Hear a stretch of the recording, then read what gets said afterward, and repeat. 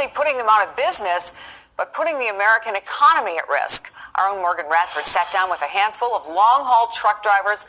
What did they have to say? They had a lot to say, Chris. You might actually be surprised to find out that trucking is a $725 billion industry, and 1 in 16 jobs in the U.S. goes to a trucker. But this particular group, who I spoke to in Jackson, Georgia, they say the promises made by the president to put them first weren't exactly the promises kept. So they started a protest and are now sounding the alarm that the rosy economic picture the president is now painting is not exactly what they're seeing through the windshield.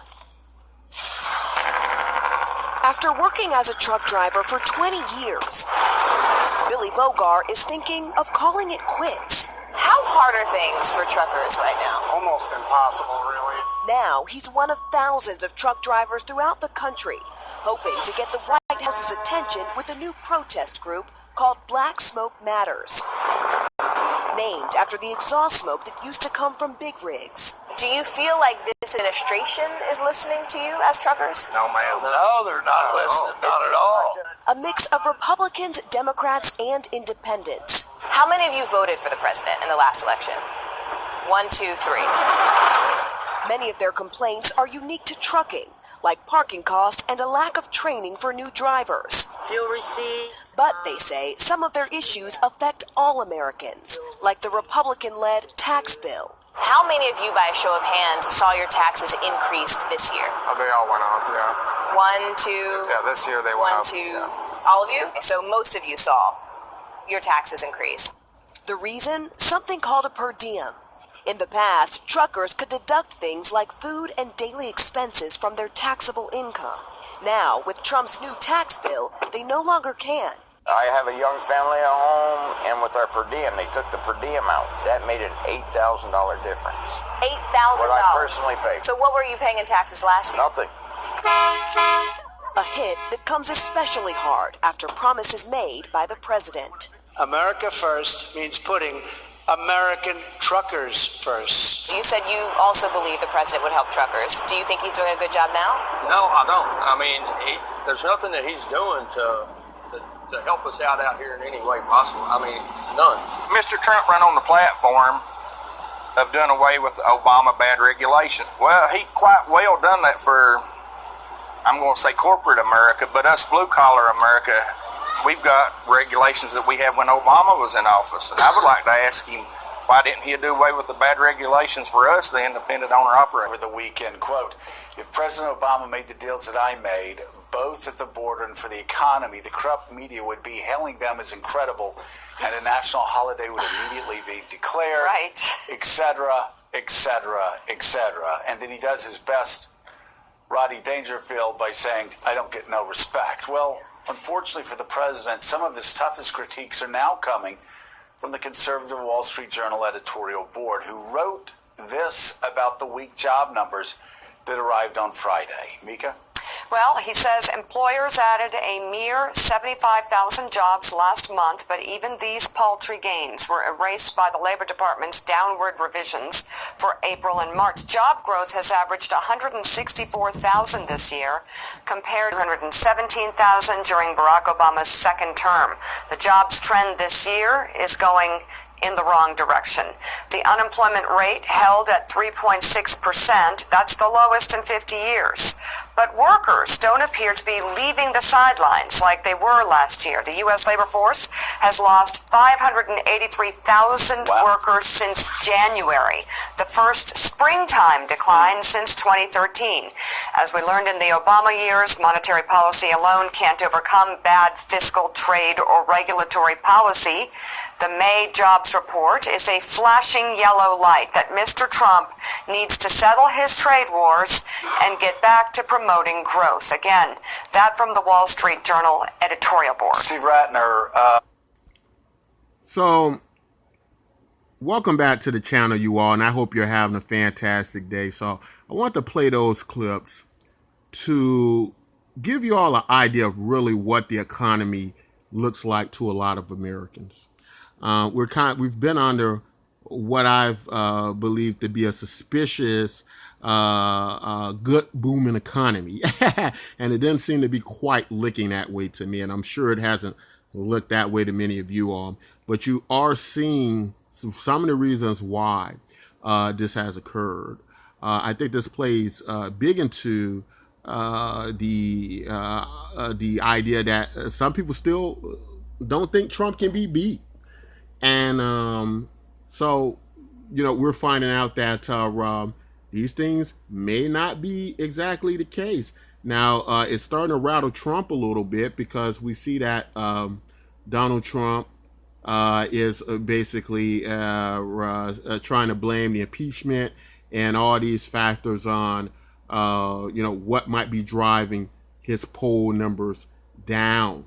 But we see as other factors like jobs and the truckers' protests and all these things that Andrew Yang has already predicted moving up ahead of time, even before he predicted that the economy would start to dwindle down as we get closer to the catastrophe that is on the horizon with our jobs and automation.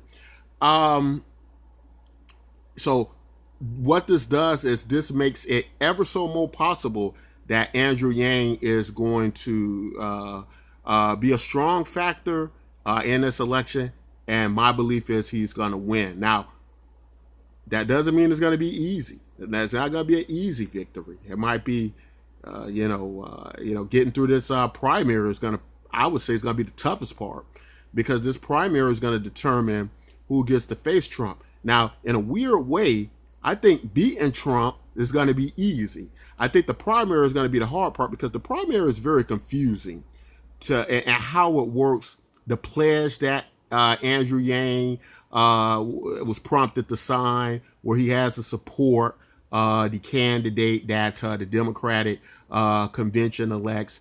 And you all know how I feel about the Democratic. I think that this is, I think our entire political system needs to just change completely. It doesn't even need to be any parties. The only thing it needs to be is you as the politician. What are your policies and what do you believe in? And, I side with you or I don't. But this just the process in this, I think it makes the country so much worse the way we've set things up. And so looking at the polls, an interesting national poll broke that it shows many of the Democratic candidates beating Trump. I mean, everybody from Cory Booker to Kamala Harris. Now, of course, with these CNN polls and well, I think this actually was a national poll, and I don't know why they didn't show Andrew Yang in the poll, because it showed Cory Booker beating Donald Trump, Kamala Harris, showed Joe Biden beating Trump by 13 points, and that's what a lot of people believe rattled Donald Trump to have this back and forth with Joe Biden over the last 24 hours. Joe Biden is kind of taking a page from Donald Trump's book, and it seems to be kind of working for him. Now, like many of you all, I'm not a Joe Biden fan, and he's definitely not my candidate. But I can tell you this, because we've been caught up in a circus with Donald Trump, of how his new idea of politics works, or what they call Trumpism. And a lot of people who support Donald Trump, or who were Donald Trump supporters, kind of fell under Trumpism. And what Trumpism is, it's not really a party. It's not the Republicans or Democrats. It's its own movement, but it is only relevant to Donald Trump. So that means that the idea of Trumpism doesn't go past Donald Trump. And in understanding all of this, Donald Trump doesn't really seem to be in it for the American people. Donald Trump is a king. He's an emperor, right? That's how he's coming off. And it's seeming like, from all the reports we're getting, that Donald Trump is for Donald Trump and the Trump family. When he was in the UK over in England, he actually saw his family as royal themselves, which some of the British reporters, as I was watching some of that coverage, were saying how much they detested the idea. Now, I don't, believe in monarchies or anything like that. We're American people.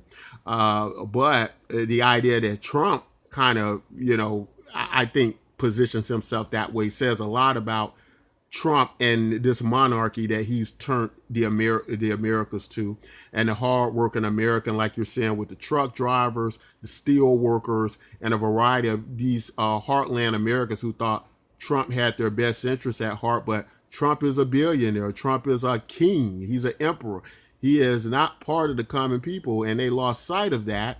And because of that, that's why it's been such a disappointment, and so many people leaving Trumpism now to come over to candidates like Andrew Yang. Now, I'm saying all this to say that the idea that's in many of our heads that Andrew Yang just can't win this thing, get a lot of comments saying there's no way that Trump can beat them. The data is showing, it is beginning to show otherwise, just like I thought it would. And now Joe Biden is using Trump-like tactics, and it's working in the beginning, but I don't think it's going to work in the end, and I'm going to tell you why. The problem with Joe Biden is his whole campaign is about Donald Trump, about attacking Donald Trump and dealing with Donald Trump only in the circus of Donald Trump. There's nothing really in his policies or his platform so far that is showing the American people how we go forward and how we build a better America, right? It's just tit for tat back with Donald Trump. And that's not going to work. And Donald Trump's I feel like Donald Trump's kind of roping him in. And for the Democratic voters who are thinking Joe Biden's going to be the answer for them, I'm sorry to tell you all that tactic might work in the beginning, but I don't think it's going to be a long-lasting technique that works. We can look at how Joe Biden starts his very first campaign ad. It's talking about the character of Trump, right? And, of course, we all think how Trump acts in a certain senses is despicable. But at the end of the day, the American people have made it priority that the jobs are really one of the most important things, right? And so Joe Biden needs to be going after that. He's not doing that. Andrew Yang is.